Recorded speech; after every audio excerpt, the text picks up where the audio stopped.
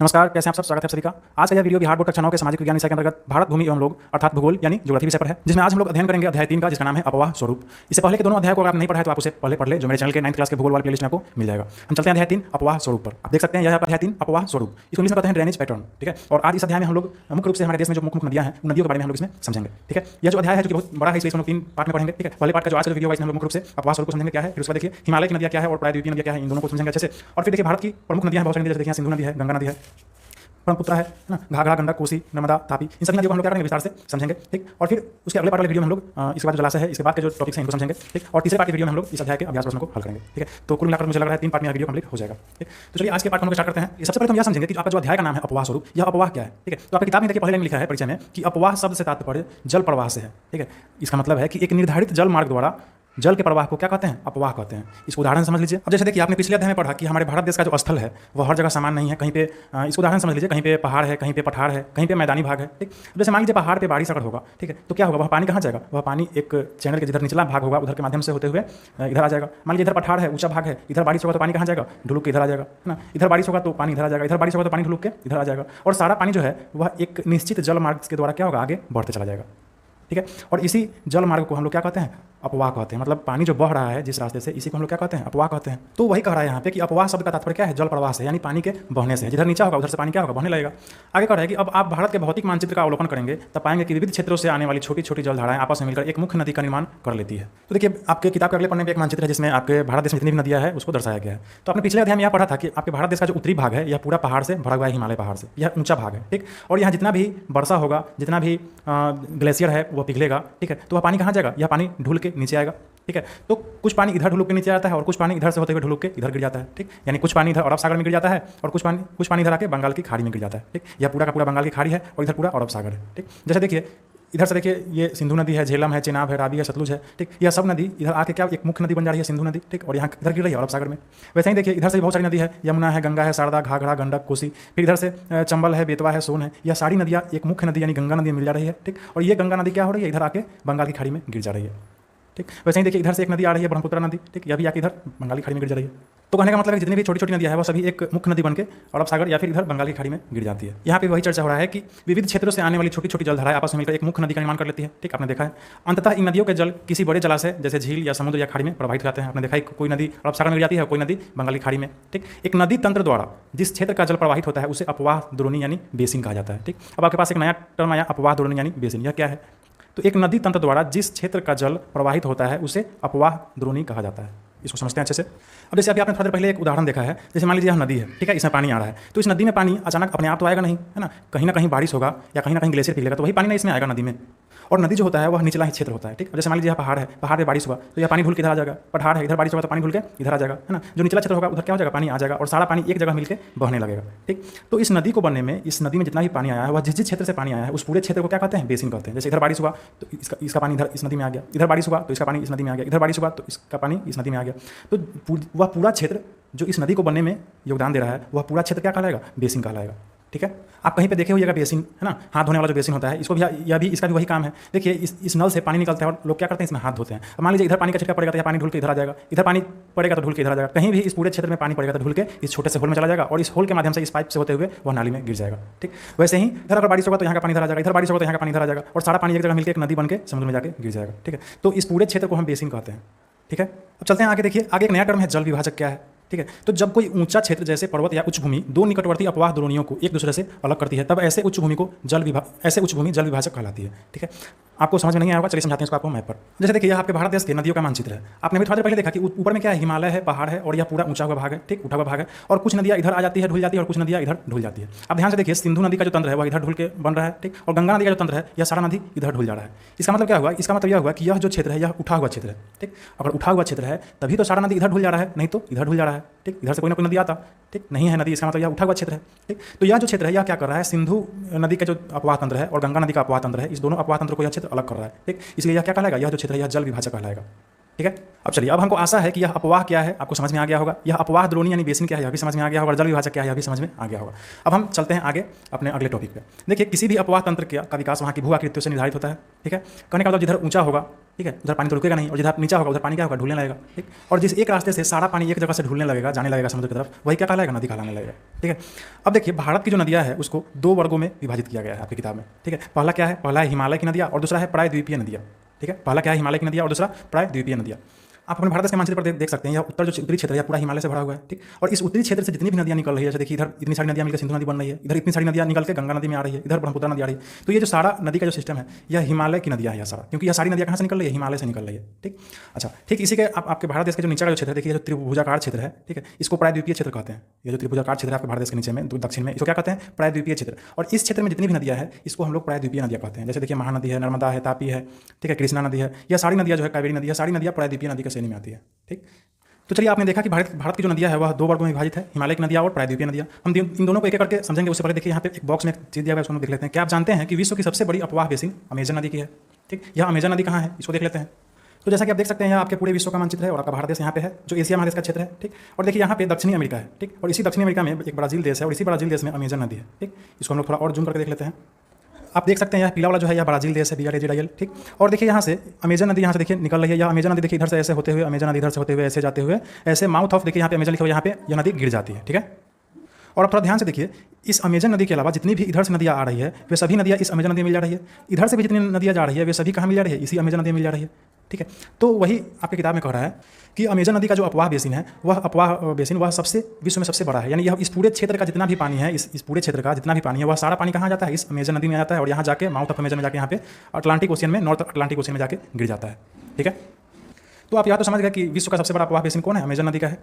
अब आपको यह याद करना है कि भारत में किस नदी का अपवाह बेसिन सबसे बड़ा है। ठीक है, तो देखिए आपके भारत देश का जो मानचित्र है इसमें देखिए जो गंगा नदी है, ठीक है, इस गंगा नदी में इसके आसपास की जितनी भी नदियाँ हैं सारी नदियाँ इसी गंगा नदी में मिल जाती है। तो देखिए यहाँ से यमुना नदी आ रहा है, यहाँ पे गंगा में मिल जा रहा है, शारदा नदी गंगा में, घाघरा गंगा में, गंडक गंगा में, कोसी जो है गंगा में, चंबल, बेतवा, सोन, ये सारी नदियाँ कहाँ किस नदी में मिल जा रही है, मुख्य नदी गंगा में मिल जा रही है। ठीक, इसलिए भारत में यह जो गंगा नदी का जो अपवाह बेसिन है वह सबसे बड़ा है। ठीक है, यह इस पूरे क्षेत्र को कवर करता है। ठीक है, अब चलिए भारत की जो नदियाँ है, जो 2 प्रकार की नदियाँ हैं, यानी हिमालय की नदियाँ और प्रायद्वीपीय नदियाँ, इनको हम लोग एक एक करके समझ लेते हैं। पहले हम लोग हिमालय की नदियाँ को समझते हैं। आपने अभी देखा था पहले मानचित्र में कि हिमालय से जो निकलती है नदियाँ उसको हम लोग क्या कहते हैं, हिमालय की नदियाँ कहते हैं। ठीक, हिमालय की अधिकांश नदियाँ 12 मासी अथवा अस्थायी है। कहने का मतलब हिमालय से जो भी नदियाँ निकल रही है उनमें पानी 12 महीना होता है। ठीक है, उनका पानी सूखता नहीं है। ठीक, क्योंकि उनका जो पानी है वह वर्षा के जल से आता है, नहीं तो पर्वतों पर जमे हिम के पिघलने से आता है। ठीक है, जैसे देखिए पहाड़ों पर जब खूब ज़्यादा बारिश होता है तो यह सारा बारिश का पानी क्या होता है, इस तरह से छोटी छोटी जलधारा बन के मुख्य नदी में सारा पानी क्या होता है, जाके मिल जाता है।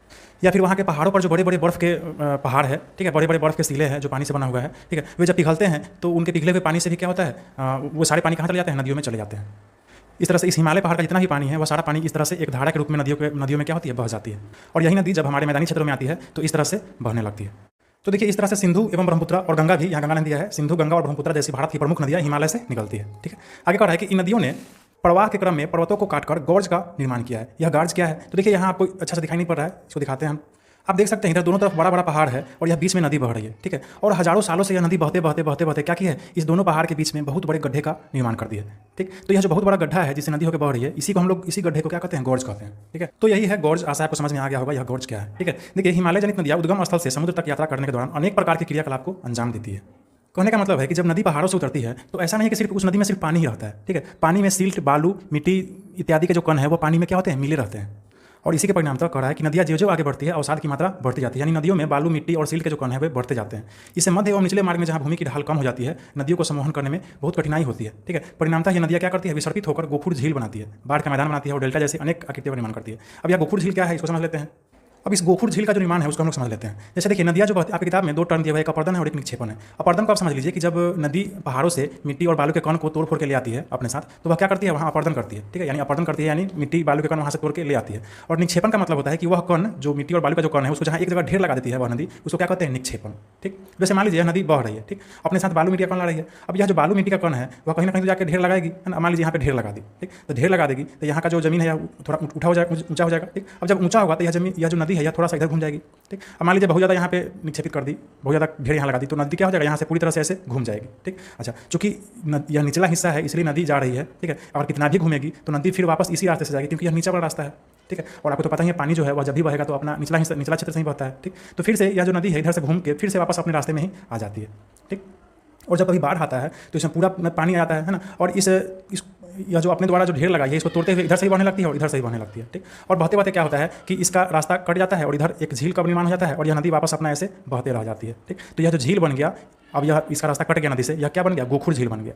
क्या बन गया, गोखुर झील। गोखुर इसको इसलिए कहते हैं कि यह गाय के खुर के जैसा होता है। आप गाय का जो पैर होता है उसके नीचे का जो खुर होता है देखिएगा ऐसा ही होता है, ठीक है, इसलिए इसको गोखुर झील कहा जाता है, ठीक है। तो यहाँ गोखुर झील कैसे बना आपको समझ में आ गया होगा। और दूसरा समस्या है कि बाढ़ का मैदान भी बना देती है नदियाँ कैसे, ठीक। तो देखिए नदी आपको तो पता ही अपने साथ साथ बालू मिट्टिया कौन लाती है ना। और बालू मिट्टिया कौन के कारण क्या होता है, नदी का जो पीटी होता है यानी नदी का जो निचला हिस्सा होता है वह पूरा भर जाता है, ठीक। और जब नदी में ज़्यादा पानी आता है बाढ़ के समय में तो वह पूरा पानी क्या होता है, इस तरह से बाढ़ का रूप ले लेता है। जैसे मान लीजिए नदी बह रही है, नदी का जो नदी में अगर मिट्टी और बालू का कण नीचे भर जाएगा तो उसका गहराई कम हो जाएगा और थोड़ा सा भी अगर नदी में ज़्यादा पानी आएगा तो वह क्या हो जाएगा, वह पूरे मैदानी क्षेत्रों में उसका नदी का जो पानी है वह क्या हो जाएगा, फैल जाएगा। इसी को क्या कहते हैं, बाढ़ कहते हैं। इससे बहुत ज़्यादा जान और माल का नुकसान होता है हमारे बिहार में भी। तो बाढ़ का मैदान किस प्रकार से निर्माण करती है वो भी समझ में आ गया होगा आपको। और डेल्टा जैसी अनेक कलाकृतियाँ भी बनाती है। यह डेल्टा क्या है इसको भी समझ लेते हैं। तो देखिए इस चित्र के माध्यम से आप डेल्टा को आसानी से समझ सकते हैं। असल में देखिए नदी जो है यह इधर से एक धारा में आ रही है, ठीक। जैसे देखिए आप ध्यान से, इधर से क्या हो रही है, एक धारा में आ रही है इधर से, ठीक। लेकिन जब यहाँ समुद्र में जब गिरने वाली है यह नदी तो बहुत सारी धाराओं में विभाजित हो जाती है, ठीक है। और यही जो बहुत सारी धारा में विभाजित होती है तो यहाँ पे क्या करती है, डेल्टा का निर्माण करती है, ठीक। आप अपने भारत देश के मानचित्र में भी देखेंगे कि यहाँ से गंगा नदी जो आ रही है इसमें सारी नदियाँ मिल जा रही है, ठीक। और इधर से ब्रह्मपुत्र नदी आ रही है और यह दोनों नदियाँ मिलकर एक साथ यहाँ पे गिरती है, ठीक है। और इस पूरे क्षेत्र में एक डेल्टा का निर्माण करती है जिसका नाम है सुंदरवन डेल्टा, जो पूरे विश्व का सबसे बड़ा डेल्टा है, ठीक है। तो इस तरह से देखिए हिमालय की जो नदियाँ है वह आशा आपको अच्छे से समझ में आ गया होगा, आपकी किताब में जो भी चीज़ समझाना चाह रहा है, ठीक। आगे हम समझते हैं यह प्रायद्वीपीय नदियाँ क्या है। तो जैसा कि मैंने अभी थोड़ा देर पहले आपको बताया कि यहाँ आपके भारत देश का जो मानचित्र है इसमें जो यह नीचे का जो क्षेत्र है दक्षिण का क्षेत्र यानी यह जो देखिए त्रिभुजाकार क्षेत्र है इसको हम लोग प्रायद्वीपीय क्षेत्र कहते हैं। हमारे भारत देश का यह प्रायद्वीपीय क्षेत्र है यानी पेनिनसुलर रीजन है, ठीक है। और इसी प्रायद्वीपीय क्षेत्र में जितनी भी नदियाँ हैं उन्हीं नदियों का बात इसमें टॉपिक में होगा। तो देखिए प्रायद्वीपीय नदियों के बारे में क्या लिखा है कि यहाँ की अधिकांश नदियाँ मौसमी होती है जिनका स्रोत मुख्यतः वर्षा जल का है। जैसा कि हिमालय की नदी में आपने पढ़ा कि वहाँ की नदियाँ क्या होती है, 12 मास रहती है, 12 महीना वहाँ पे पानी रहता है नदियों में। लेकिन प्रायद्वीपीय नदियों में जो पानी है जब वर्षा रहता है तभी पानी रहता है और वर्षा जैसे ही खत्म होता है तो वहाँ का नदी सूखने लगता है, ठीक है। देखिए इसी में आगे कह रहा है कि इनमें से कुछ नदियाँ पठारी भाग तथा पश्चिमी घाट पर्वत से निकलकर पश्चिम की ओर बहती हुई अरब सागर में गिरती है और कुछ प्रायद्वीपीय भारत की अधिकांश नदियाँ पश्चिमी घाट से निकलकर बंगाल की खाड़ी में गिर जाती है। तो आप देख सकते हैं यहाँ पे भारत देश की नदियों का मानचित्र है और नीचे वाले क्षेत्र को प्रायद्वीपीय क्षेत्र कहते हैं। यहाँ की जो नदियाँ है उसको प्रायद्वीपीय नदियाँ कहते हैं और इस तरफ जो क्षेत्र है इसको पश्चिमी घाट कहते हैं और इस तरफ को पूर्वी घाट कहते हैं, ठीक है। तो इस तरफ की बहुत सारी जो नदियाँ है वो बहुत सारी नदियाँ इधर बंगाल की खाड़ी में गिर जाती है, ठीक। और कुछ नदियाँ इधर अरब सागर में गिरती है। जैसे देखिए नर्मदा है, तापी इधर अरब सागर में गिरती है और बहुत सारी नदियाँ इधर से निकल के किधर गिर जाती है, बंगाल की खाड़ी में गिर जाती है, ठीक। अब आगे देखिए प्रायद्वीपीय नदियों के बारे में कह रहा है कि यह नदियाँ अनेक जगहों पर जलप्रपात का निर्माण करती है। यह जलप्रपात क्या है, तो देखिए जब कोई नदी अचानक से किसी ऊपरी क्षेत्र से निचले क्षेत्र में जब गिरती है पहाड़ों पर से, ठीक है, तो यह क्या करती है, जलप्रपात का निर्माण करती है, ठीक है। इसको फॉल्स कहते हैं, ठीक है। तो वही यहाँ पे कह रहा है जलप्रपात का निर्माण करती है। आगे कह रहा है कि बंगाल की खाड़ी में गिरने वाली नदियाँ द्वारा डेल्टा और अरब सागर में गिरने वाली नदियों द्वारा ज्वार नदमुख यानी एस्चुरी का निर्माण होता है।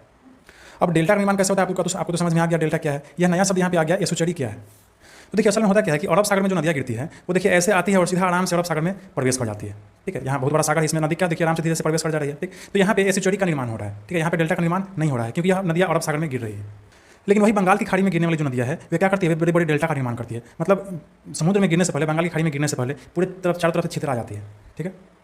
चलिए तो आशा आपको समझ में आ गया होगा यह डेल्टा और एस्चुरी का निर्माण कैसे होता है, ठीक। तो देखिए इस तरह से आपने इस अध्याय में अपवाह के बारे में समझ लिया अच्छे से, ठीक है। अपवाह क्या है, फिर उसके बाद देखिए यहाँ पे अपवाह द्रोणी को समझा आपने, जल विभाजक क्या है इसको समझा, ठीक। हमारे भारत में दो प्रकार की नदियाँ हिमालय से जो निकलती है उसको हिमालय की नदियाँ कहते हैं और प्रायद्वीपीय क्षेत्र की नदियाँ प्रायद्वीपीय नदियाँ है, ठीक। ये दोनों नदियाँ किस प्रकार की होती है ये भी आपने समझ लिया। अब जो हम आगे समझेंगे वह है हमारे भारत देश की प्रमुख नदियाँ, ठीक है। हमारे भारत देश में कौन कौन सी प्रमुख नदी है उन सभी प्रमुख नदी को हम अच्छे से विस्तार से समझेंगे। जो आपकी किताब में है वो चीज़ भी है और जो नहीं है उस चीज़ को भी आपको हम बताएंगे। आप मेरे साथ अंत तक बने रहें।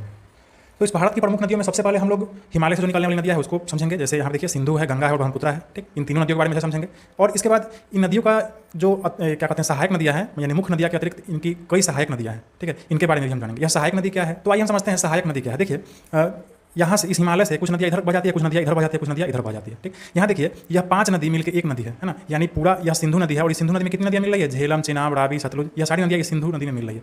तो मुख्य नदी हुआ सिंधु नदी और यह झेलम, चिनाब, रावी, सतलुज यह सब क्या हुआ, यह इस सिंधु नदी का सहायक नदी हुआ क्योंकि यह सारी नदियाँ सिंधु नदी में आके मिल जा रही है, ठीक। वैसे ही देखिए इस क्षेत्र में गंगा नदी मुख्य नदी है, ठीक। और जितनी भी इसके अलावा नदियाँ है देखिए यमुना नदी गंगा मिल जा रही है, चंबल, बेतवा गंगा मिल जा रही है, शारदा, घाघरा, गंडक, कोसी, इधर सोन, यह सारी नदियाँ गंगा मिल जा रही है। तो जो नदियाँ गंगा मिल जा रही है वह गंगा की सहायक नदी हुई, ठीक है। वैसे ही इधर से ब्रह्मपुत्र आ रही है और इस ब्रह्मपुत्र में जो नदी इधर से आके छोटा छोटा नदी से इधर मिल जा रहा है वह ब्रह्मपुत्र की सहायक नदियाँ हो जाएंगी, ठीक। तो सहायक नदी क्या है आपको समझ में आ गया होगा।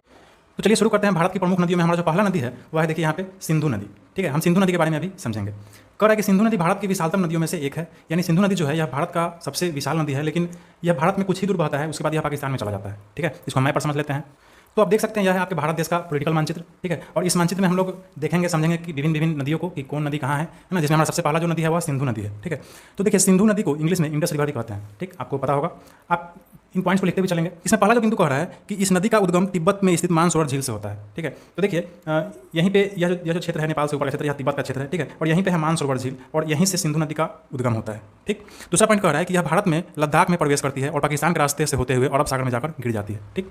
यह जो सिंधु नदी है यहाँ से शुरू होती है, देखिए यहाँ इंडस लिखा हुआ है ना, सिंधु नदी को इंडस कहते हैं। यहाँ से जाते जाते ऐसे देखिए ऐसे घूमते हुए यह हमारे भारत देश में यहाँ पे प्रवेश किया लद्दाख में, ठीक। और फिर देखें लद्दाख से ही हमारे भारत देश से निकल के पाकिस्तान में चली जाती है, ठीक है। और नदी देखिए ऐसे पाकिस्तान में पूरा पाकिस्तान में बहती है ऐसे करके, है ना। और फिर धीरे धीरे आके इधर अरब सागर में आके गिर जाती है। इधर नीचे क्या है, नीचे पूरा अरब सागर है, ठीक।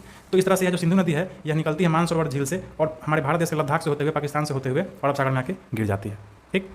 अगला बिंदु कह रहा है कि इसकी कुल लंबाई 2900 किलोमीटर है। हमारे भारत देश में इसका प्रवाह क्षेत्र लगभग 1100 किलोमीटर है, ठीक है। यानी यह जो सिंधु नदी यहाँ से निकल के पूरा यहाँ तक का सफर करती है पूरा 2900 किलोमीटर है। लेकिन हमारे देश में देखिए यहाँ से प्रवेश करती है और यहाँ से निकल जाती है। तो हमारे देश में इस नदी का जो लंबाई है वह मात्र 1100 किलोमीटर के लगभग में है, ठीक है।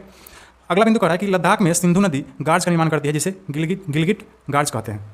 ये जो सिंधु नदी है यहाँ से लद्दाख में प्रवेश करती है तो यहीं पे देखिए गिलगिट है, ठीक है। यहीं पे गिलगिट गार्ज का निर्माण करती है और गार्ज क्या है पीछे समझ चुके हैं, है ना, समझाने का जरूरत नहीं है।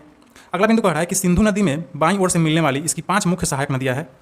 देखिए ये जो सिंधु यहाँ से निकल के जा रही है यहाँ इधर से, ठीक है। तो इस सिंधु नदी में 5 सहायक नदी मिलती है।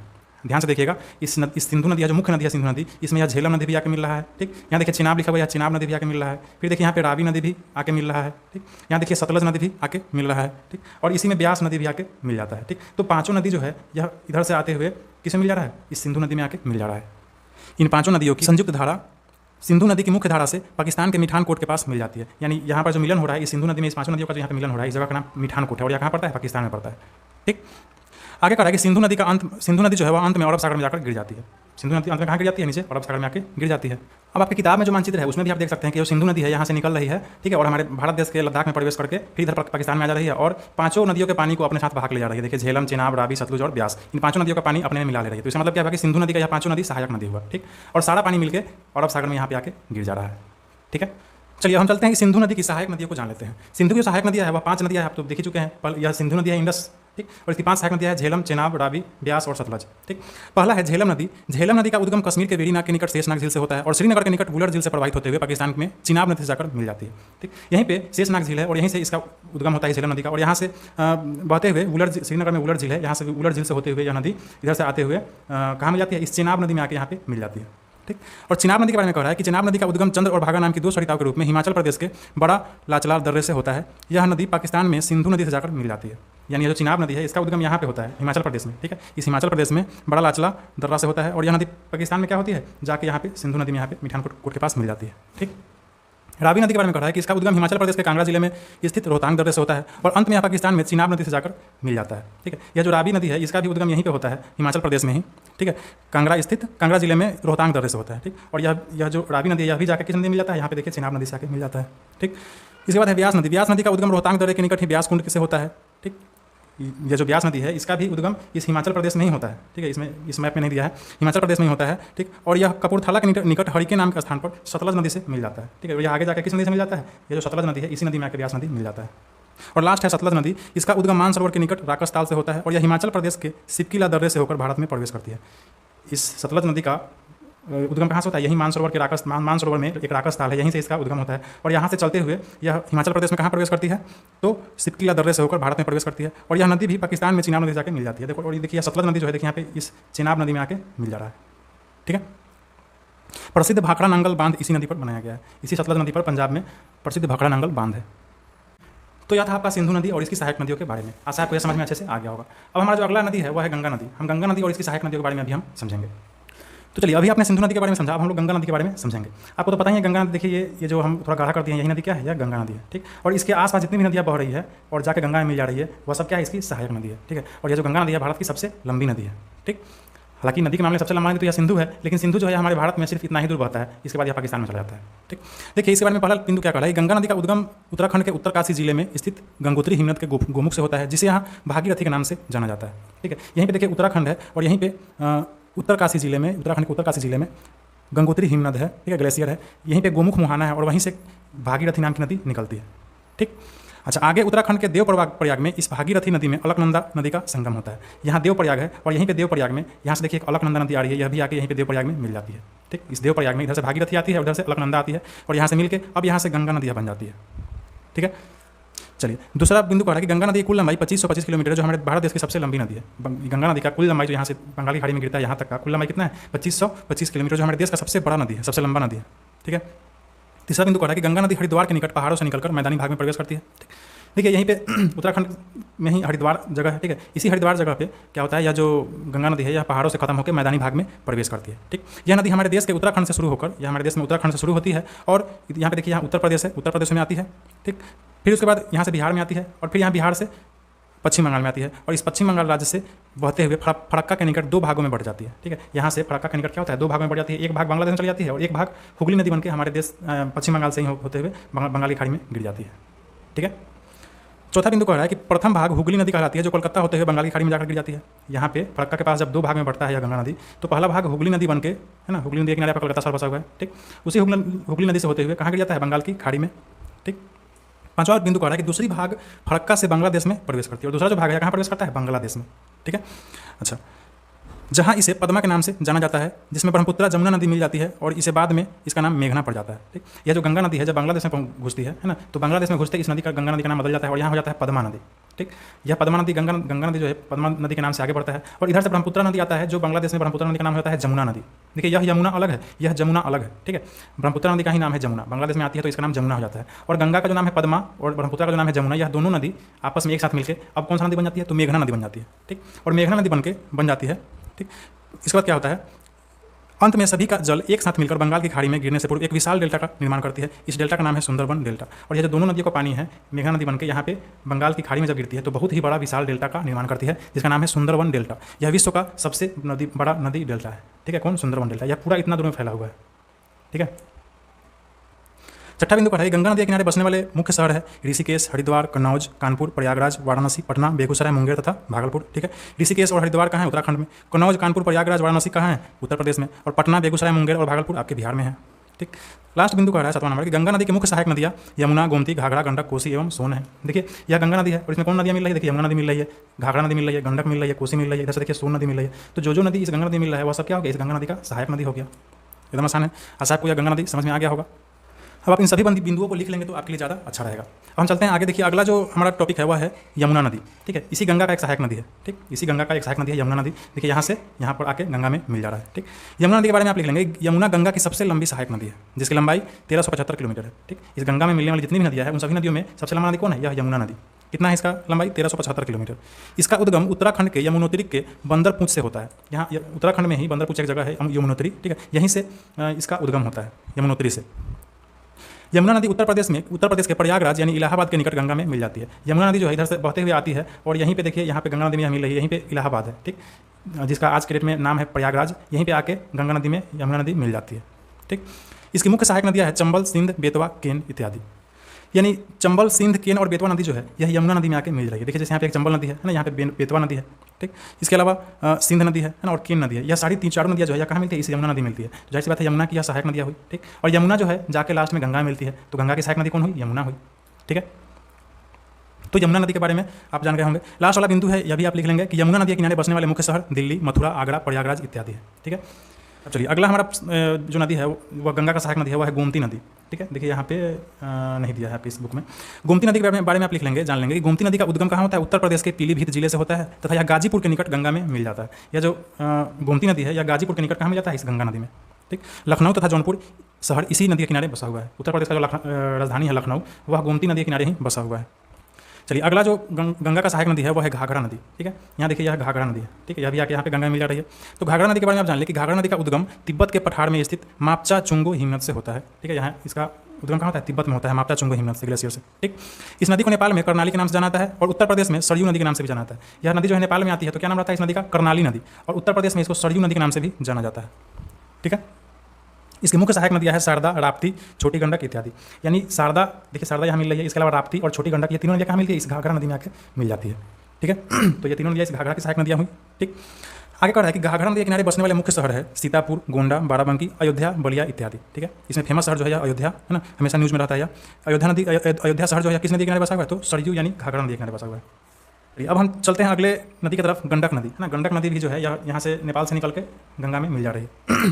गंडक नदी के बारे में लिखेंगे, गंडक नदी महान हिमालय से निकलकर नेपाल होते हुए बिहार के पश्चिम चंपारण में प्रवेश करती है और पटना के पूरब में स्थित सोनपुर में गंगा नदी में मिल जाती है। यहाँ पश्चिमी चंपारण में यहाँ निकलती है गंडक नदी नेपाल से। ठीक, और सोनपुर में, पटना के निकट सोनपुर है, यहीं पे यह गंगा नदी में जाके मिल जाती है। इसके बाद करें कि बूढ़ी गंडक या सिकराना नदी, गंडक या सिकराना इस नदी की प्राचीन धारा है जो मुंगेर में गंगा में मिल जाती है। देखिए, एक बूढ़ी गंडक के बगल में एक बूढ़ी गंडक है और उसी को सिकारना भी कहते हैं। ठीक है, तो इस गंडक नदी की वह प्राचीन धारा है। पहले गंडक नदी वैसे ही बहती थी, लेकिन बाद में दूसरा रास्ता वो पकड़ ली। ठीक है, तो वह भी बूढ़ी गंडक और सिकारना नदी जो है कहाँ मिल जाता है? गंगा नदी में, मुंगेर के पास में गंगा नदी में मिल जाता है। ठीक है, आगे कह रहा है कि गंडक नदी को नारायणी नदी के नाम से भी जाना जाता है। ठीक, और इसकी कुल लंबाई लगभग 1310 किलोमीटर है। इस गंडक नदी की कुल लंबाई कितना है? 1310 किलोमीटर। ठीक है, चलिए अगला जो गंगा का सहायक नदी है वह है कोसी। ठीक है, कोसी हमारे बिहार का एक नदी है, बहुत ही खतरनाक नदी है। ठीक है, बाढ़ आता है तो बहुत ज़्यादा जानमाल का क्षति होता है इस कोसी नदी में। ठीक, कोसी नदी का उद्गम तिब्बत में स्थित महान हिमालय गोसाई थान चोटी से होता है। ठीक है, यह तिब्बत में इसका स्टार्टिंग होता है इस कोसी का, कहाँ से? गोसाई थान चोटी से। ठीक है, और यह बिहार के सुपौल जिला में प्रवेश करती है। और यहाँ देखिए, यहीं पे सुपौल जिला है बिहार में, इसी सुपौल जिला में यह कोसी नदी बिहार में प्रवेश करती है। ठीक, और सहरसा के निकट जाकर गंगा नदी में मिल जाती है। और यहीं पे सहरसा है और यह कोसी नदी सहरसा के निकट कहाँ मिल जाती है? गंगा नदी में मिल जाती है। ठीक है, इस कोसी नदी को बिहार का शोक भी कहा जाता है। क्यों? क्योंकि इस नदी में बाढ़ आने से अपार क्षति होती है। ठीक है, इस नदी का कुल लंबाई कितना है? 230 किलोमीटर, मात्र 230 किलोमीटर इसका लंबाई है। लेकिन जब बाढ़ आता है तो यह पूरा क्षेत्र में फैल जाता है इसका पानी। तो यह था गंगा और इसकी सहायक नदियों के बारे में। आशा है आपको समझ में आ गया। तो देखिए, आप अपनी किताब में इस गंगा नदी और इसकी सहायक नदियों के बारे में अच्छे से जान चुके हैं। ठीक, आगे देखिए, गंगा, ये घाघरा नदी, गंडक नदी, कोसी नदी, यह सब दिया हुआ है। इन सभी के बारे में मैंने आपको बता दिया है इसी में, गंगा नदी के सहायक नदी में। ठीक, अब देखिए, इसमें आगे एक बिंदु है यहाँ पे, जल विभाजन। ठीक है, यहाँ देखिए, दो दिशाओं में नदियों के प्रवाह को अलग करने वाले उच्च पर्वतीय या पठारी क्षेत्र को जल विभाजक कहा जाता है। ठीक है, इसको हम मैप पे आपको अच्छे से समझा देते हैं जल विभाजक क्या है। सिंधु एवं गंगा नदी के मध्य अरावली की उच्च भूमि जल विभाजक का एक उदाहरण है। ठीक है, सिंधु और गंगा नदी के मध्य अरावली की उच्च भूमि, ठीक, यह कहाँ पे है? तो आपको तो पता है, यह आपके भारत देश का मानचित्र है ना। और इस तरफ गंगा नदी का और इसकी सहायक नदियों का जाल है, और इस तरफ सिंधु नदी और इसकी सहायक नदियों का जाल है। ठीक, बीच में क्या है? कोई भी नदी नहीं है। इसका मतलब क्या हुआ है? बीच का जो भूमि है वह उठा हुआ भाग है, पहाड़ पठारी क्षेत्र है ना, इसलिए यहाँ पे कोई नदी नहीं है। जो भी नदी है या तो इधर ढुल रहा है, नहीं तो इधर ढुल रहा है। ठीक, तो यह जो क्षेत्र है यह क्या कर रहा है? यह जल विभाजक का काम कर रहा है। ठीक, यहाँ पे अरावली पर्वत श्रेणी है और यही अरावली पर्वत श्रेणी क्या कर रहा है? इस दोनों जल को बांट दे रहा है। इस तरफ वाले जल को इधर कर दे रहा है और इस तरफ वाले जल को इधर कर दे रहा है। ठीक है, तो एक नया चीज़ था जल विभाजक, आपको समझ में आ गया होगा यह क्या है। अब चलिए, अब हम चलते हैं आगे, हम समझते हैं इस ब्रह्मपुत्र नदी के बारे में। ठीक है, ब्रह्मपुत्र नदी और इसकी सहायक नदी के बारे में हम अभी जानेंगे। तो चलिए, सबसे पहले तो आप क्या समझ लीजिए कि ब्रह्मपुत्र नदी इस मैप पर है कहाँ। तो देखिए, ब्रह्मपुत्र नदी भी यहीं पे मानसरोवर झील से निकलती है और देखिए यही नदी है, यही इधर से होते हुए चीन तिब्बत होते हुए और देखिए यहाँ अरुणाचल प्रदेश में प्रवेश करती है और फिर यहाँ से ऐसे होते हुए असम होते हुए फिर बांग्लादेश में प्रवेश करती है और फिर इधर से जमुना नदी बन जाती है और फिर इधर गंगा में मिलकर इधर बंगाल की खाड़ी में गिर जाती है। ठीक, इस तरह से ऐसे सफर करती है ब्रह्मपुत्र नदी। ठीक, इसका पहला बिंदु है, इस नदी का उद्गम कहाँ होता है? तिब्बत स्थित मानसरोवर झील के निकट चेमयांगडुंग हिमनद से। ठीक है, यहीं पे मानसरोवर झील है और यहीं से इसका उद्गम होता है। दूसरा बिंदु है कि तिब्बत में इस नदी को सांगपो के नाम से जाना जाता है। देखिए, यहाँ से जो नदी निकल के इधर जा रही है, ठीक है, इस ब्रह्मपुत्र नदी का नाम यहाँ क्या है? सांगपो नदी। ठीक, अरुणाचल प्रदेश में यहाँ घुसती है, उसके बाद इसका ब्रह्मपुत्र पड़ता है नाम। ठीक, ब्रह्मपुत्र नदी अरुणाचल प्रदेश में नामचा बड़वा के निकट भारत देश में प्रवेश करती है, जहाँ इस नदी को दिहांग के नाम से जाना जाता है। देखिए, यहीं पे नामचा बड़वा है और यहीं से अरुणाचल प्रदेश में यह नदी प्रवेश करती है, जहाँ पे इस नदी का नाम क्या पड़ जाता है? दिहांग नदी। ठीक है, क्या पड़ता है? दिहांग नदी। इसकी सहायक नदियाँ है बूढ़ी दिहांग, दिसांग, कपोली, लोहित, केनुला, सुवंश्री, कामोंग, धनश्री, मनस, तीस्ता इत्यादि। ठीक है, और यहाँ से जब थोड़ा आगे बढ़ती है तो इस नदी का नाम पड़ जाता है ब्रह्मपुत्र नदी। ठीक है, इस नदी की कुल लंबाई 2900 किलोमीटर है। यह पूरा यहाँ से लेकर यहाँ ऐसे आता है, पूरा कुल लंबाई कितना है? 2900 किलोमीटर है। लेकिन हमारे भारत देश में मात्र इतना ही दूर है, अरुणाचल प्रदेश से होते हुए आसाम में प्रवेश करती है, बस इतना ही दूर हमारे देश में। बाकी या तो यह चीन में है, तिब्बत में है, नहीं तो बांग्लादेश में है। ठीक है, देखिए, गुवाहाटी और डिब्रूगढ़ शहर जो है वह इसी नदी के किनारे बसा हुआ है। असम में गुवाहाटी शहर है और डिब्रूगढ़ शहर है, वह दोनों किस नदी के किनारे बसा हुआ है? इस ब्रह्मपुत्र नदी के किनारे ही बसा हुआ है। और विश्व की सबसे बड़ी नदी द्वीप मजुली इसी नदी पर बना हुआ है। ठीक, नदी इतना बड़ा चौड़ा नदी है कि इस नदी के बीच में भी द्वीप बन गया है। ठीक है, और पूरे विश्व में नदियों के द्वीप का जो है उसमें सबसे बड़ा द्वीप जो है वह ब्रह्मपुत्र नदी पर ही है। ठीक, यह जीके में हमेशा आता है और उस द्वीप का क्या नाम है? मजुली द्वीप नाम है। ठीक, और लास्ट बिंदु है कि बांग्लादेश में प्रवेश करने के बाद इस नदी का नाम जमुना पड़ जाता है। जब ब्रह्मपुत्र नदी यहाँ से बांग्लादेश में प्रवेश कर रही है तो इसका नाम क्या पड़ गया? जमुना। ठीक, जहाँ इसका संगम पद्मा यानी गंगा नदी से होता है। और देखिए, इधर से गंगा नदी आ रही है और बांग्लादेश में प्रवेश करने के बाद इसका क्या नाम पड़ गया? पद्मा नदी। और यह गंगा नदी पद्मा नदी जो है, जो गंगा का ही नाम है, यह इधर से आती है और ब्रह्मपुत्र नदी जमुना नदी बन के इधर से आती है और यह दोनों यहाँ पे मिल जाती है। ठीक है, इसका संगम हो जाता है और इन दोनों नदियों की संयुक्त धारा अब मेघना नदी के नाम से आगे बढ़ती है। अब यहाँ से यह नदी क्या बन जाती है, मेघना नदी, और आगे बढ़ते हुए क्या करती है, विशाल सुंदरवन डेल्टा का निर्माण करते हुए बंगाल की खाड़ी में गिर जाती है। यहाँ पे एक विशाल सुंदरवन डेल्टा का निर्माण करती है नदी, दोनों नदी मिलकर, और कहाँ गिर जाती है, इस बंगाल की खाड़ी में। ठीक है, तो चलिए अभी आपने देखा भारत के हिमालय से जो नदियाँ निकलती हैं उसके बारे में। इधर देखिए सिंधु तंत्र को समझा आपने, गंगा नदी के तंत्र को समझा और ब्रह्मपुत्र नदी के तंत्र को समझा। अब हम लोग इस भारत देश के प्रायद्वीपीय क्षेत्र की जो नदियाँ हैं इसके बारे में अब हम लोग जानेंगे। ठीक है, यह प्रायद्वीपीय क्षेत्र है, पेनिनसुलर रीजन है। ठीक, और देखिए इस प्रायद्वीपीय क्षेत्र में कुछ नदियाँ ऐसी है जो ऐसे इधर बह के अरब सागर में गिर जाती है, और यहाँ की कुछ नदियाँ ऐसी है जो इधर बह के पूरब की तरफ बह के बंगाल की खाड़ी में गिरती है। ठीक, तो पहले हम उन नदियों को जानेंगे जो ये पश्चिम की तरफ बह के कहाँ गिरती है, अरब सागर में। ठीक, और उसके बाद तब हम बंगाल की खाड़ी में गिरने वाली नदियों के बारे में जानेंगे। ठीक है, चलिए इसमें पश्चिम की तरफ अरब सागर में गिरने वाली दो नदियाँ हैं। देखिए यहाँ पहला है नर्मदा नदी और दूसरा है तापी नदी। इन दोनों नदियों को हम लोग समझ लेते हैं। यह दोनों नदी है कहाँ, तो इसको भी आप देख लीजिए, है ना। यह आपका नदियों का मानचित्र भारत देश का, और यह है आपका प्रायद्वीपीय क्षेत्र। यहाँ है नर्मदा नदी और यह है तापी नदी। ठीक है, नर्मदा नदी इधर से आ रही है और तापी नदी इधर से आ रही है, और कहाँ गिर जा रही है, यहाँ अरब सागर में। ठीक है, यह जो देखिए यह गुजरात का जो क्षेत्र है यहाँ पे, और इधर महाराष्ट्र का जो क्षेत्र है, तो बीच में यह जो बीच में देख रहे हैं यह खाड़ी है, यह क्या नाम है इसका, यह खंबात की खाड़ी है। ठीक है, क्या है, खंबात की खाड़ी। तो नर्मदा नदी के बारे में क्या कह रहा है कि यह मध्य प्रदेश में अमरकंटक के निकट मैकाल की पहाड़ी से निकलने वाली नदी है। कहाँ से निकलती है, मध्य प्रदेश में अमरकंटक के निकट मैकाल की पहाड़ी से। ठीक, और यह कहाँ गिरती है, खंबात की खाड़ी में भनोज के निकट जाके गिर जाती है। खंबात की खाड़ी कहाँ आप देख लिया, अरब सागर में गिर जाती है। ठीक है, अच्छा, यह जो नदी है यह रास्ते में जलप्रपात का निर्माण करती है। जलप्रपात क्या है आपको हम बता चुके थे, है ना, इस तरह का होता है। और धुआंधार प्रपात जो है, यानी इसको कपिल धारा भी कहते हैं, इसका निर्माण करती है ना, जो काफ़ी दर्शनीय है, बहुत लोग जाते हैं वहाँ घूमने। ठीक है, यह नर्मदा नदी पड़ी है।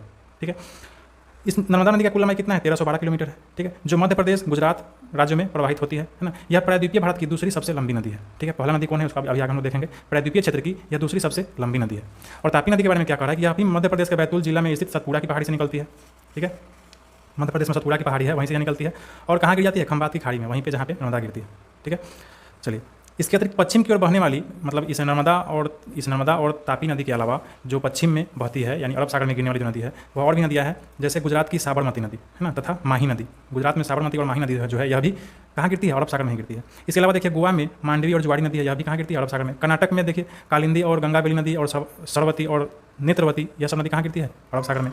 केरल की पेरियार, पंबा तथा मणिमाला नदी कहाँ गिरती है, अरब सागर में गिरती है। ठीक, इसके अलावा राजस्थान के मरुस्थलीय भाग में भी एक नदी बहती है, इसका नाम है लूनी नदी। यह लूनी नदी भी अरब सागर में ही गिरती है। ठीक है, तो इतनी सारी नदियाँ जो है वह कहाँ गिरती है, अरब सागर में। ठीक, और बाद बाकी जो बची गई इसके बाद जो आपको पढ़ना है, जैसे देखिए यहाँ पे महानदी है, गोदावरी है इत्यादि, यह सब कहाँ गिरती है, यह सब बंगाल की खाड़ी में गिरती है। इसको हम लोग एक एक करके देख लेते हैं। चलिए पहला जो नदी है यह महानदी है। तो देखिए भारत के नक्शे पे यहाँ है आपका महानदी, जो छत्तीसगढ़ से निकलती है और उड़ीसा होते हुए बंगाल की खाड़ी में गिर जाती है। ठीक है, यही महानदी छत्तीसगढ़ में निकलती है और उड़ीसा होते हुए बंगाल की खाड़ी में गिर जाती है। इसके बारे में मुख्य बिंदु जो होंगे आप उसको लिख लेंगे। प्रायद्वीपीय भारत में बंगाल की खाड़ी में गिरने वाली, प्रभावित होने वाली यह तीसरी सबसे लंबी है। ठीक, दूसरी सबसे लंबी तो आप जान चुके हैं कौन है, दूसरी सबसे लंबी नदी कौन है, नर्मदा नदी, और तीसरी सबसे लंबी नदी है महानदी प्रायद्वीपीय भारत की। पहली कौन है अभी हम लोग आगे देखेंगे। ठीक है, इसका कुल लंबाई महानदी कितना है, 890 किलोमीटर। यह छत्तीसगढ़ स्थित रायपुर के निकट से निकलती है और उड़ीसा से बहती हुई बंगाल की खाड़ी में प्रवेश कर जाती है। ठीक है, या किन किन राज्यों में बहती है, तो छत्तीसगढ़, झारखंड और उड़ीसा में बहती है। इसका सहायक नदी कौन है, यानी कौन कौन सी नदी महानदी में जाकर मिलती है, तो देखिए शिवनाथ, हंसदेव, मांद, जोक और तेल, यह सभी नदियाँ कहाँ मिल जाती है, महानदी में। ठीक है, और चलिए हमारा अगला जो है वह है गोदावरी नदी। यह गोदावरी नदी कहाँ है, तो आप देख सकते हैं यहाँ है आपका गोदावरी नदी, और यहाँ से ऐसे बहते हुए इधर बंगाली खाड़ी में गिर जाती है। ठीक है, ऐसे यह गोदावरी नदी इस प्रायद्वीपीय भारत की सबसे लंबी नदी है। ठीक, और देखिए गोदावरी नदी के बारे में कह रहा है कि महाराष्ट्र के नासिक के निकट पश्चिमी घाट से निकलती है। ठीक है, और यह जो नदी है इसका अपवाह क्षेत्र कहाँ है, तो महाराष्ट्र, मध्य प्रदेश, उड़ीसा, आंध्र प्रदेश और कर्नाटक में फैला हुआ है। ठीक, इसका कुल लंबाई कितना है, 1450 किलोमीटर, है ना, और यह प्रायद्वीपीय क्षेत्र की सबसे लंबी नदी है। ठीक है, और इसकी सहायक नदियाँ कौन कौन है गोदावरी की, तो वर्धा है, मंजीरा है, पेनगंगा है, यह सब गोदावरी का सहायक नदी है ना। इस गोदावरी नदी को दक्षिण का गंगा भी कहा जाता है और वृद्ध गंगा भी कहा जाता है।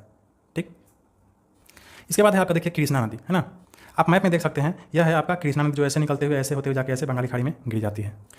और कृष्णा नदी के बारे में क्या कह रहा है कि यह महाबलेश्वर, यानी महाराष्ट्र में महाबलेश्वर है, यहीं पे एक स्रोत से निकलता है यह कृष्णा नदी, है ना, और कितना सफर करता है, 1290 किलोमीटर का सफर तय करता है। ठीक, और क्षेत्र में प्रवाहित होकर बंगाल की खाड़ी में जाकर गिर जाती है। ठीक है, और यह कौन कौन से राज्यों में फैला हुआ है, तो महाराष्ट्र, कर्नाटक, आंध्र प्रदेश राज्यों में फैला हुआ है ना। और इसकी सहायक नदियाँ कौन कौन सी नदी कृष्णा नदी मिलती है, तो दूधगंगा, पंचगंगा, तुंगभद्रा, कोयना, घाटप्रभा, मालप्रभा, मूसी तथा भीमा नदी, यह सभी नदियाँ कृष्णा नदी में आके मिल जाती है। ठीक, चलिए अगला और हमारा लास्ट जो नदी है वह है कावेरी नदी, जो अभी किताब में दिया हुआ है ना। कावेरी नदी आप देख सकते हैं, यहीं पे देखिए कावेरी नदी है ना, यही कावेरी नदी इधर से निकलती है और इधर जाके बंगाल की खाड़ी में गिर जाती है। ठीक,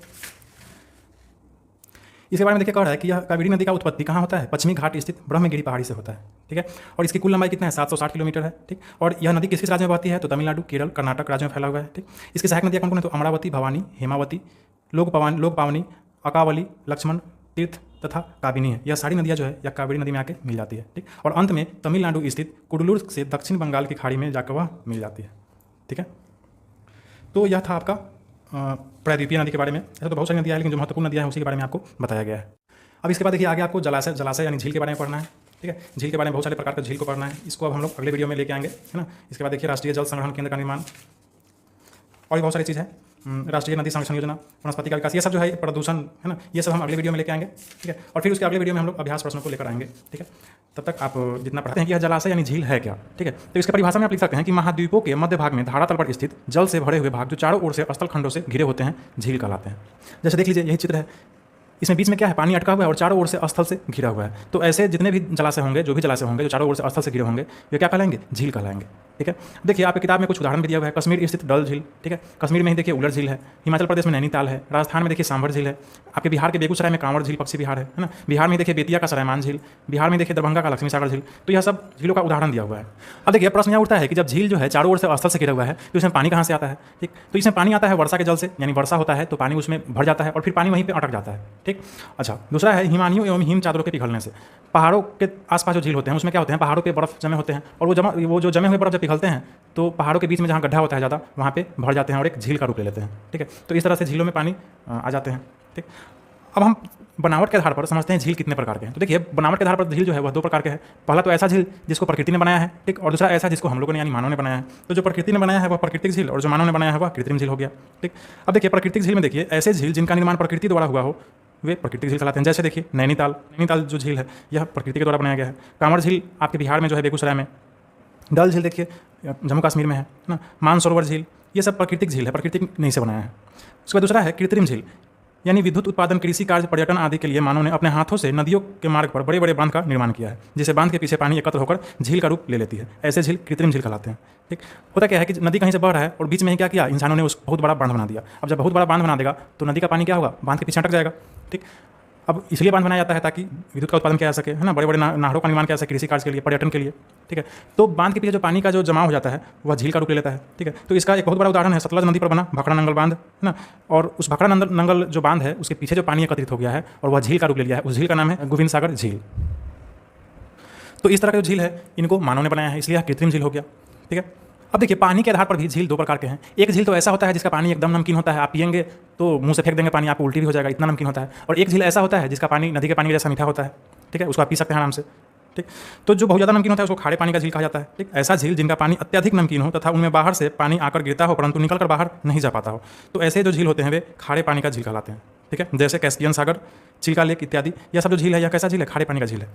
चिल्का लेक आपके भारत के देश के उड़ीसा में है। देखिए आपके भारत देश का नक्शा है और यहाँ पे देखिए चिल्का लेक है, यह उड़ीसा में पड़ता है। ठीक है, यही है चिल्का लेक। उसके बाद हम देखते हैं कैस्पियन सागर कहाँ है। तो देखिए यह पूरे विश्व का मानचित्र है, आपका भारत देश यहाँ है, देखिए यहाँ पे रूस है और यहीं पे देखिए कैस्पियन सागर है। ठीक है, ये जो सागर है यह कौन सा सागर है, कैस्पियन सागर। इधर रूस है, इधर कजाकिस्तान है, ठीक, इधर देखिए ईरान है। तो इन देशों से यह सागर घिरा हुआ है। तो यह तो था खारे पानी का झील। दूसरा जो है वह मीठा पानी का झील। ये ऐसे झील होते हैं जिनका पानी पीने योग्य रहता है और उनमें पानी का प्रवाह निरंतर होते रहता है ना, तो ऐसे झील मीठे पानी का झील कहलाते हैं। जैसे जम्मू कश्मीर में वुलर झील, सुपीरियर झील इत्यादि। ये देखिए आपका जम्मू कश्मीर राज्य यहाँ पे है, हिमाचल प्रदेश हो गया है और यहीं पे है वुलर झील। ठीक है, और विश्व के मानचित्र पर देखिए सुपीरियर लेक कहाँ है, तो यहाँ आपका भारत देश है, देखिए यहाँ पे उत्तरी अमेरिका है। ठीक, और देखिए यहाँ यूएसए है और यहीं पे है देखिए लेक सुपीरियर। ठीक है, सुपीरियर लेक, सुपीरियर झील। तो देखिए आपने बनावट के आधार पर भी जान लिया और पानी के आधार पर भी जान लिया झील कितने प्रकार के हैं। ठीक, अब हम चलते हैं आगे, झीलों के प्रकार को समझते हैं। यहाँ पे किताब में बहुत सारे झीलों के प्रकार दिया हुआ है, यानी निर्माण की दृष्टि से झीलों के प्रकार निम्नांकित है कि झीलों का निर्माण किस प्रकार से होता है, उसके दृष्टि से बहुत सारे प्रकार है झीलों के, उसको हम लोग समझ लेते हैं। पहला है देखिए धंसान घाटी झील, यानी होता क्या है, कभी कभी घाटियों के धंस जाने से बड़े बड़े गड्ढे का निर्माण हो जाता है और उस गड्ढे में जब पानी भर जाता है तो उसको धंसान घाटी झील कहते हैं। ठीक, जैसे देखिए इसमें उदाहरण में दिया हुआ है विक्टोरिया झील अफ्रीका में है, रुडोल्फ झील अफ्रीका में है। देखिए न्यासा झील क्या है, कहाँ है, अफ्रीका में। देखिए भारत में तिलैया बांध द्वारा धंसान घाटी में कृत्रिम झील बनाया गया है। यह तिलैया बांध कहाँ है, झारखंड में है। ठीक है, तो इसको धंसान घाटी झील कहते हैं। अगला है आपका गोखुर झील। गोखुर झील जो है इसको पिछले वीडियो में अच्छे से समझ चुके हैं। इसका निर्माण कैसे होता है, तो देखिए नदियों में जब अवसाद की मात्रा बढ़ जाती है, यानी देखिए नदियों में मिट्टी बालू इत्यादि जब ज़्यादा बढ़ जाते हैं ना, तो नदी क्या होता है, अपने रास्ते से घूम जाता है सांप के जैसा। आप पिछले वीडियो में समझ चुके हैं इसको अच्छे से। और घूमने के बाद फिर से क्या होता है, फिर से बहुत सालों के बाद नदी वापस अपने सीधे रास्ते में चलने लगती है, तो घुमा हुआ भाग जो होता है वह मेन नदी से कट जाता है और एक झील का रूप ले लेता है। वह जो झील होता है वह गोखुर झील कहलाता है, क्योंकि उसका जो आकार है वह गाय के खुर के जैसा समान होता है, यानी गाय का खुर जो होता है उसी के टाइप का होता है गोखुर झील। ठीक है, देखिए उत्तरी बिहार में इस प्रकार के झील पाए जाते हैं, जैसे देखिए बेतिया का सरायमान झील गोखुर झील ही है ना। बेगूसराय का कांवड़ झील गोखुर झील का उदाहरण है। ठीक, अब देखिए आगे है क्रेटर झील। ठीक, क्रेटर से आपको समझ में आ गया होगा, ये ज्वालामुखी जब फटता है तो उसके ज्वालामुखी का जो मुंह होता है वह क्या होता है, उसको क्रेटर कहते हैं। ठीक, तो जब ज्वालामुखी के क्रेटर से राख और लावा का आना बंद हो जाता है, यानी जब ज्वालामुखी फटता है तो उस फटे हुए भाग को, यानी उसके फटा हुआ जो मुंह होता है उसको क्या कहते हैं, क्रेटर कहते हैं। ठीक, और जब उस क्रेटर से राख और लावा निकलना बंद हो जाता है, यानी ज्वालामुखी मर जाता है, खत्म हो जाता है, तो वह एक बहुत बड़ा गड्ढा का रूप ले लेता है। ठीक, और उस गड्ढे में जब वर्षा का पानी वर्षा का पानी भर जाता है तो वह क्या बन जाता है, वह झील बन जाता है। तो उस टाइप के झील को क्या कहते हैं, क्रेटर झील कहते हैं। क्रेटर झील का देखिए उदाहरण यहाँ पे दिया हुआ है। बोलीविया एक देश है, वहाँ टीटीका झील है, वह ज्वालामुखी से बना हुआ है। टर्की एक देश है, वहाँ का वॉन झील क्रेटर झील है। देखिए क्रेटर झील का उदाहरण हमारे देश में भी है। देखिए भारत में लोनार झील, ठीक है, यह महाराष्ट्र में पड़ता है। ठीक है, महाराष्ट्र में जो पड़ता है लोनार झील, यह भी क्रेटर झील का ही उदाहरण है। ठीक है, इसको आप नोट के रूप में लिखते चलेंगे, ये सब बहुत इंपॉर्टेंट चीज़ सब है। देखिए आगे है लैगून झील। लैगून झील क्या होता है, देखिए इसमें होता क्या है कि स्पीड तथा रोधिका के द्वारा समुद्र तटीय प्रदेशों में जब समुद्र जल समुद्र से अलग कर लिए जाते हैं, तब ऐसे झील लैगून झील कहलाते हैं।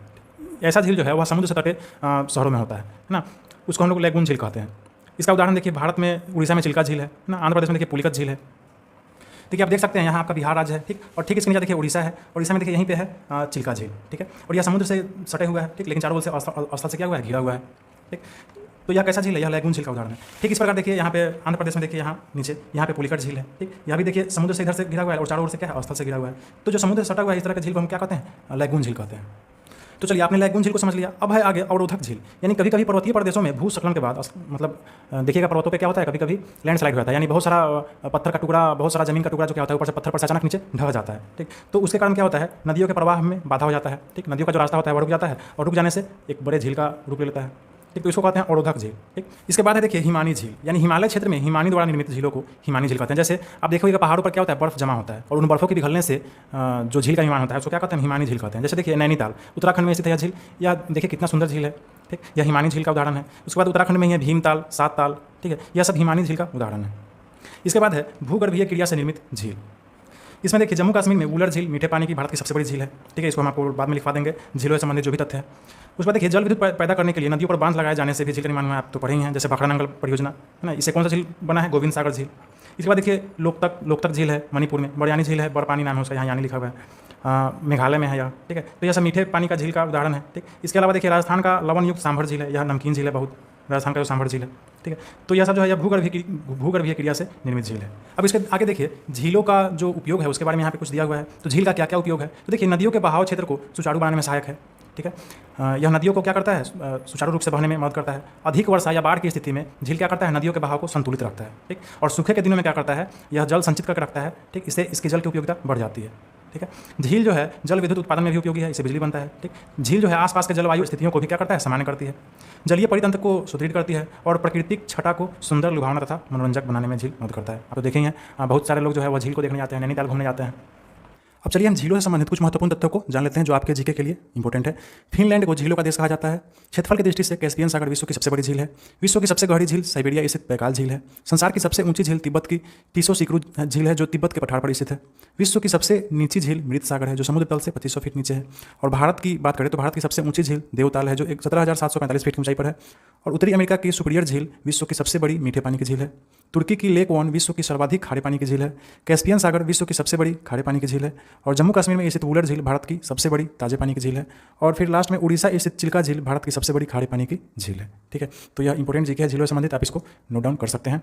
इसके बाद देखिए मेरे पास पुराना लुसेंट का बुक है, इसमें भी देखिए झीलों से संबंधित कुछ तथ्य दिया हुआ है, कौन सा झील कहाँ है, डल झील जम्मू कश्मीर में है ना, वुलर झील कहाँ है, तो इस तरह से कौन झील कहाँ है, यह आपके भारत देश का झील सब है, यह दिया हुआ है, आप यहाँ से भी इसको नोट कर सकते हैं। तो चलिए हम अगले टॉपिक को शुरू करते हैं। मानव सभ्यता की जीवन रेखा के रूप में नदियाँ, यानी मानव सभ्यता का जो विकास है वह किस प्रकार नदियों के आसपास ही हुआ है, वही इस बात को समझाने का प्रयास कर रहा है इसमें। देखिए सभ्यता की जननी के रूप में नदी घाटी क्षेत्र को प्राचीन काल से ही जाना जाता है। देखिए जब बहुत पहले जब मानव का नया नया विकास हो रहा था तो मानव कहाँ रहते थे, मानव का जो घर, उनको तो घर बनाने का लोड नहीं था, वहाँ रहते थे, वे नदियों के आसपास ही रहते थे ताकि उनको वहाँ से स्वच्छ जल मिल जाता था पीने के लिए। ठीक है, वही देखिए सिंधु घाटी में हड़प्पा और मोहनजोदड़ो वहाँ पे शहर था जो कहाँ बसा हुआ था, सिंधु नदी के आसपास में। ठीक, आपके जो पूर्वज है वो इसी सिंधु घाटी में रहकर गुजर बसर किए हुए हैं आज से 7,000, 8,000, 9,000, 10,000 साल पहले। ठीक है, उसके बाद देखिए हुआंग की घाटी में चीन, हुआंग नदी है चीन का एक। ठीक है, तो चीन का जो पुरानी मानव सभ्यता है वही इसी हुआंग घाटी के आसपास बसी हुई थी। ठीक, उसी प्रकार देखिए नील नदी की घाटी में मिस्र की सभ्यता, पश्चिम के जो लोग हैं मिस्र के वासी है ना, उनके पूर्वज लोग कहाँ पे अपना विकास किए हैं, तो नील नदी के आसपास। ठीक है। तो बहुत पुराने समय में मानव जो है वह कहाँ बसे हुए थे, वे किसी न किसी नदियों के आसपास ही बसे हुए थे। ठीक, इसको आप बिंदुवार समझ लेंगे। पहला तो आपने समझ लिया कि प्राचीन मानव सभ्यताओं का विकास कहाँ हुआ है, नदियों के आसपास हुआ है। दूसरे में लिखेंगे, देख लेंगे कि वर्तमान में भी बड़े बड़े नगरों तथा महानगरों का विकास किसी न किसी नदी के आसपास हुआ है। आप देखेंगे कि आज के डेट में भी जितने भी शहर है, आप चाहे दिल्ली हो, पटना हो, कोई भी शहर किसी न किसी नदी के किनारे बसा हुआ है। आप देख ले उठाकर, लखनऊ देखिए गोमती नदी के किनारे, पटना गंगा नदी के किनारे, दिल्ली यमुना नदी के किनारे, आगरा यमुना नदी के किनारे, कोई भी शहर आप उठाकर देख ले किसी न किसी नदी के किनारे ही बसा हुआ है। तीसरा बिंदु है, विश्व के बहुत बड़े भाग में आज भी पीने के लिए तथा घरेलू उपयोग के लिए नदियों के द्वारा प्राप्त जल का ही उपयोग किया जाता है। ठीक है। चौथा बिंदु है, नदियों में मछली पालन से खाद्य पदार्थ के रूप में मछली भी प्राप्त होता है। ठीक, तो यह सब नदी का क्या है, उपयोग है। पांचवा बिंदु में है, देखिए नदियों पर बड़े बड़े बांध बनाकर उनसे बिजली भी प्राप्त की जाती है। आज के डेट में क्या किया जा रहा है, नदियों पर बड़े बड़े बांध का निर्माण कर दिया जा रहा है और उससे बिजली का उत्पादन हो रहा है। और आप तो सोच ही सकते हैं बिजली कितना आपके लिए सहायक है ना। नदियों से पर्यटन उद्योग को भी बढ़ावा मिल रहा है, वहाँ लोग खूब घूमने जाते हैं। मैदानी भागों में बाढ़ के साथ नदियाँ अपने साथ नई मिट्टी भी लाती है, जो खेती के लिए काफ़ी उपजाऊ होती है। ठीक, देखिए अगर बिहार में बाढ़ आता है तो बिहार से सिर्फ बाढ़ जो होता है, उस बाढ़ से सिर्फ जान और माल की क्षति ही नहीं होता है, बल्कि बाढ़ फायदा भी करता है हम लोग को। बाढ़ क्या करता है, अपने साथ मिट्टी ढो के लाता है, उपजाऊ मिट्टी। ठीक है, और उसके बाढ़ आने के बाद जो पानी जब सूखता है तो उस खेत में फसल बहुत अच्छा उपजता है। आठवां बिंदु है, नदियों द्वारा प्राप्त जल से सिंचाई हेतु अनेक नहरों का विकास किया गया है। जहाँ जहाँ नदी नहीं है वहाँ पे क्या किया गया है, नहर खोदा गया है, और उस नहर में पानी कहाँ से आता है, तो नदियों से आता है। तो नदियाँ जो है इस प्रकार से हमारे बहुत सारे उपयोग में आ रही है। ठीक है, देखिए अगले पन्ने पर जब आप चलेंगे तो यहाँ लिखा हुआ है, क्या आप जानते हैं कि पटना स्थित गांधी सेतु भारत का सबसे लंबा 7 किलोमीटर सड़क पुल है, जिसका निर्माण 1984 ईस्वी में हुआ था। ठीक, देखिए पटना स्थित गांधी सेतु का जो पुल है वह भारत का अब सबसे लंबा नहीं रहा, अब दूसरा सबसे लंबा हो गया। ठीक, दूसरा सबसे लंबा पुल है, क्योंकि पहला जो सबसे लंबा पुल है वह कुछ साल पहले बना है, भूपेन हजारिका सेतु। ठीक है, भूपेन हजारिका सेतु यह लोहित नदी पर है और 9.15 किलोमीटर का यह पुल है। ठीक, यह अरुणाचल प्रदेश से असम को जोड़ता है। ठीक, और चूंकि यह बहुत पहले का निर्माण हुआ था इसलिए यह पहला लिखा हुआ है इसमें, लेकिन अब यह हो गया है दूसरा सबसे लंबा। ठीक, इसका देखिए लंबाई 7 किलोमीटर ही है। यह जो गांधी सेतु है किस नदी पर है, तो यह गंगा नदी पर है। ठीक है, अब चलिए यह तो जान लिए, अब हम चलते हैं आगे, नदियों में प्रदूषण को समझते हैं। आपका अगला टॉपिक है प्रदूषण। तो इस प्रदूषण को हम पॉइंट वाइज ही समझ लेते हैं। देखिए पहला पॉइंट है कि जिन स्वच्छ जल वाली नदियों के किनारे कई प्राचीन मानव सभ्यताओं, नगरों तथा महानगरों का विकास हुआ, आज उन्हीं शहरों के लोगों द्वारा उत्सर्जित गंदे जल तथा औद्योगिक अपशिष्ट पदार्थों को ढोने के कारण ये नदियाँ प्रदूषित हो चुकी है। ठीक, जिस नदियों ने मानव को जीवन दिया है ना, मानव को रहने के लिए अधिवास दिया, पानी दिया, स्वच्छ जल पीने के लिए, वही नदी जो है आज क्या कर रहा है, उसी मानव के द्वारा बहाए गए गंदे जल को ढोने के लिए मजबूर है और एकदम प्रदूषित हो गया है। ठीक, दूसरा बिंदु है कि शहरों द्वारा उत्सर्जित कचरे, औद्योगिक कचरे, उद्योग से जो निकलते हैं कचरे, कृषि कार्य में प्रयुक्त उर्वरक, कीटनाशक, अब जो खेती करते हैं उसमें उर्वरक और कीटनाशक जो प्रयोग करते हैं वह बारिश होने पर वह सब धोवा के कहाँ चल जाता है, नदियों में चल जाता है। ठीक, उसके बाद देखिए वस्त्र धोने में प्रयुक्त साबुन, सोडा, अब जो पानी से जो आप कपड़ा धोते हैं साबुन से, सरफ से, वह सब पानी कहीं ना कहीं किसी न किसी नदी में जाकर मिलता ही है। ठीक, मवेशियों की सफाई करते हैं आप, मानवीय मल मूत्र इत्यादि इस सभी को कहाँ भेजते हैं, नदी में भेजते हैं। तो यह सभी अपशिष्ट पदार्थ आप नदियों में प्रवाहित हो जाते हैं। ठीक, जिससे नदियाँ प्रदूषित हो रही है। ठीक, और तीसरा बिंदु है कि वनों की अंधाधुंध कटाई से नदियों द्वारा मिट्टी का कटाव हो जाता है, जिससे नदियों के प्रवाह मार्ग में अवसाद बढ़ जाने से बाढ़ का खतरा बढ़ जाता है। होता क्या है कि जब देखिए आप वन को काट देते हैं तो वहाँ का मिट्टी ढीला हो जाता है। ठीक, और जब नदी में बाढ़ आता है तो वह मिट्टी अपने साथ वहाँ के ले जाता है, और जब नदी अपने साथ मिट्टी बहा के ले जाता है तो नदी में अवसाद का मात्रा बढ़ जाता है ना। नदी का जो गहरा वाला क्षेत्र होगा उसमें मिट्टी भर जाएगा। अब जब मिट्टी भर जाएगा तो नदी क्या हो जाएगा, ऊपर उठेगा, और ऊपर उठेगा तो वह मैदानी क्षेत्र में फैलेगा और इससे बाढ़ का खतरा बढ़ जाएगा। ठीक, तो यह है नदी प्रदूषण के अंतर्गत यह 3 बिंदु है, आप इसको अच्छे से समझ ले। चलिए इसके बाद देखिए एक बॉक्स में दिया हुआ है, क्या आप जानते हैं कि बड़े आकार की झील को समुद्र भी कहा जाता है, जैसे कैस्पियन सागर, मृत सागर, अरल सागर इत्यादि। जैसे विश्व के मानचित्र में आप देख सकते हैं, यह आपका भारत देश है। ठीक है, यह पूरे एशिया का क्षेत्र है। देखिए यहाँ पे लाल सागर है, रेड सी। ठीक, यहाँ देखिए भूमध्य सागर है, मेडिटेरियन सी। यहाँ देखिए ब्लैक सी है, ठीक है, काला सागर। यहाँ देखिए कैस्पियन सी है, कैस्पियन सागर। तो इस तरह का जो बड़ा बड़ा झील है इसको हम लोग क्या कहते हैं, इसको समुद्र भी कहते हैं। ठीक है, अब चलिए हमारा अगला बिंदु है संरक्षण। संरक्षण को इंग्लिश में कहते हैं कंजर्वेशन, यानी किसी चीज़ को बचाना। ठीक है, कहने का मतलब है कि नदी में अब इतना ज़्यादा प्रदूषण हो गया है कि नदी जो है वह पर्यावरण पर प्रतिकूल प्रभाव डाल रहा है। ठीक है, प्रदूषण के कारण। तो अब हमारा क्या दायित्व बनता है कि नदियों को संरक्षित करना, उसको बचाना, उसको प्रदूषित होने से बचाना। ठीक है, आज विश्व के अनेक देश इस समस्या से जूझ रहे हैं। इस संकट की स्थिति में से निपटने के लिए संरक्षण कार्य पर ध्यान देने की आवश्यकता है। हमको कोशिश करना चाहिए कि जैसे भी हो नदी का पानी प्रदूषित नहीं हो पाए। ठीक है, अब चलिए अगला हमारा टॉपिक है वनस्पति का विकास। देखिए वनस्पति का मतलब होता है पेड़ पौधा। ठीक है, और आप जितना ज़्यादा पेड़ पौधा लगाएंगे उतना ही ज़्यादा आपका पर्यावरण शुद्ध रहेगा। ठीक है, वनस्पति हमें प्रदूषण मुक्त पर्यावरण में जीने में मदद करती है। देखिए इसका एक एक लाइन बहुत इंपॉर्टेंट है। शुद्ध वायु के वनस्पति जो है यानी पेड़ पौधा, वो हमको क्या देता है, शुद्ध वायु देता है। ठीक, इसके साथ साथ पेड़ पौधा जो है हमको फल देता है, औषधि देता है, कीमती लकड़ी देता है। ठीक, और देखिए पेड़ पौधा का जड़ होता है वह मिट्टी को पकड़ के रखता है, इससे मिट्टी का कटाव नहीं होता है। ठीक, नहीं तो क्या करेगी नदियाँ, अपने साथ मिट्टी बहा के ले जाएगी। ठीक, अच्छा नदियाँ जब अपने साथ मिट्टी बहा के ले जाती है तो इससे घाटा भी नदियों को ही होता है ना। उसका बिना मतलब का जो नदी का जो गहरा वाला क्षेत्र है वह मिट्टी से भर जाता है और नदी बाढ़ का रूप ले लेता है। ठीक, इसके बाद देखिए वनस्पतियाँ जो है वह वायुमंडल में विद्यमान कार्बन डाइऑक्साइड को अवशोषित कर हमें ऑक्सीजन जैसे जीवनदायिनी गैस देते हैं ना, और पर्यावरण को संतुलित रखते हैं। अब जितना ज़्यादा कार्बन डाइऑक्साइड छोड़ते हैं ना, चाहे फैक्ट्रियों से निकलता है, उसको क्या करते हैं पेड़ पौधे, उसको सोख लेते हैं और बदले में हमको ऑक्सीजन गैस देते हैं सांस लेने के लिए। ठीक, तो यह सब जो है यह वनस्पति का विकास करने से यह सब हमको प्राप्त होगा। ठीक, अब आगे देखिए एक महत्वपूर्ण चीज़ है, इसको आप समझ लेंगे। पर्यावरणीय दृष्टि से किसी भी राष्ट्र के कुल भूभाग का 33% भाग वनाच्छादित होना चाहिए। ठीक, यानी कहने का मतलब है किसी भी देश का पर्यावरण अच्छा रहे, इसके लिए उस देश के कम से कम 33% भाग पर क्या होना चाहिए, वन होना चाहिए। ठीक, यानी अगर किसी के पास 100 वर्ग किलोमीटर क्षेत्र है तो उसके 33 वर्ग किलोमीटर क्षेत्र पर क्या होना चाहिए, वन होना चाहिए, तब जाके उस देश का पर्यावरण बहुत स्वच्छ होगा, साफ सुथरा रहेगा। अच्छा, वर्तमान समय में यह हमारे भारत देश में मात्र कितना है, देखिए यहाँ 19.25% लिखा हुआ है, यह थोड़ा बढ़ गया है, अब यह लगभग 24% के आसपास हो गया है। ठीक, लेकिन अभी भी यह कम है, कितना होना चाहिए, 33% होना चाहिए। ठीक, लेकिन आपके भारत देश में कितना है, 24% भाग पर वन है। ठीक, देखिए यह 19% पुराना डाटा है। ठीक, इसको आप नहीं लिखेंगे। अच्छा, जो पर्यावरण के लिए क्या है, अनुकूल नहीं है, सही बात है, 33% होना चाहिए और कहाँ आपका 24% अभी है। ठीक, अच्छा अगर आप बिहार की बात करेंगे, ठीक है, तो बिहार में मात्र 7% भाग पर ही, भूभाग पर ही वन है। सोचिए कितना कम है वन है आपके यहाँ। ठीक है, तो इसको आप याद रखेंगे, किसी भी देश के पर्यावरण को स्वच्छ रहने के लिए कितना वन होना चाहिए, 33%। ठीक, और आपके भारत देश का कितना है, 24%, और आपके बिहार में कितना है, 7%। ठीक, चलिए अब हम चलते हैं अगले बिंदु पर। अगला जो आपका बिंदु है वह है राष्ट्रीय नदी संरक्षण योजना। यह क्या है, इसको हम शॉर्ट में समझ लेते हैं। इसमें जो भी डाटा दिया हुआ है वह बहुत पुराना डाटा है। ठीक, इसको जानने का जरूरत हमको नहीं है, आप इसको शॉर्ट में समझ लीजिए कि राष्ट्रीय नदी संरक्षण योजना जो है यह भारत में स्थित सभी नदियों के अस्तित्व को बचाने के लिए चलाया जाने वाला एक अभियान है। ठीक, यह एक अभियान है ताकि भारत की जितनी भी नदियाँ है वह बच सके, स्वस्थ हो सके। इसका प्रमुख उद्देश्य है नदियों को बचाना एवं नदियों में फैले प्रदूषण को कम करके उन्हें फिर से स्वस्थ और स्वच्छ बनाना। ठीक, आप जो इस टॉपिक को पढ़ेंगे उसमें मुख्य रूप से यही बातें सामने आएंगी। यह मुख्य रूप से सरकार द्वारा चलाया जाने वाला योजना है, जिसका मुख्य उद्देश्य क्या है, नदियों के प्रदूषण को कम करना और उन नदियों को फिर से स्वस्थ और स्वच्छ बनाना। ठीक है, चलिए आपका अगला टॉपिक है राष्ट्रीय जल संग्रहण केंद्र का निर्माण।